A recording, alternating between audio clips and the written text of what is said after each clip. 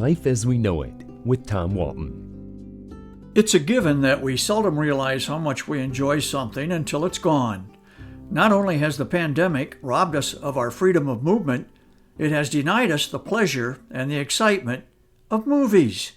While I, like millions of other Americans isolated in their homes, have become a fan of streaming movies on television, TV cannot stoke the same visceral emotions that the big screen can, and I really miss the experience. So it is exciting to see that movie theaters could be reopening.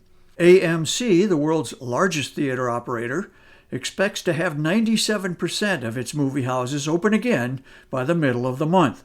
Cinemark is hoping to be fully reopened by next Friday, July 10th, and Regal Cinemas, the world's second largest chain, also expects to be open again sometime this month, subject to change, of course.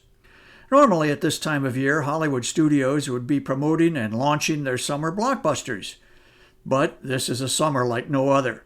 The first batch of releases could include a Warner Brothers thriller called Tenet and a much-anticipated Disney movie, Mulan. But who can say in a time of so much uncertainty?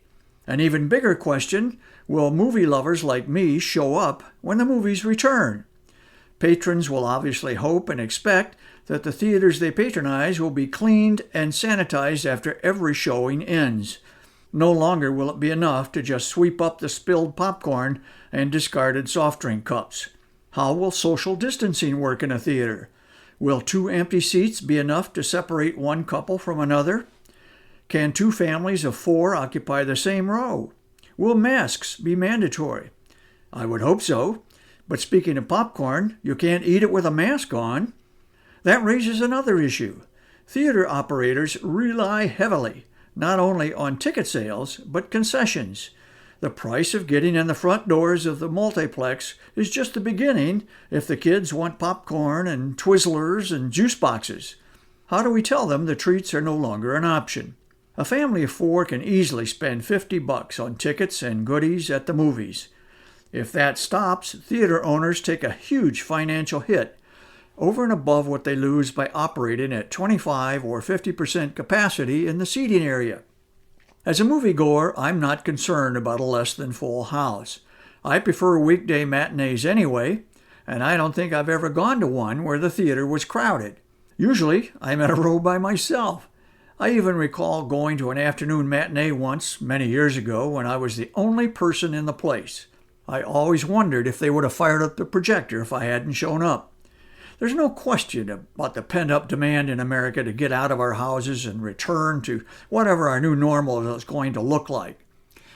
But I fear, as all those Memorial Day weekend beach parties and family gatherings demonstrated, that we're not yet ready to be as cautious out there as this continuing crisis requires. I know I will try to be patient and not rush back to the movie theaters, much as I want to be there. But I can tell you this, when I know it is safe, I'll be the first person in the ticket line. Life as We Know It is written and hosted by Tom Walton and is a production of WGTE Public Media. Life as We Know It with Tom Walton can be heard on WGTE FM 91 every Monday afternoon during All Things Considered at 5:44 p.m. or hear past episodes at wgte.org/life.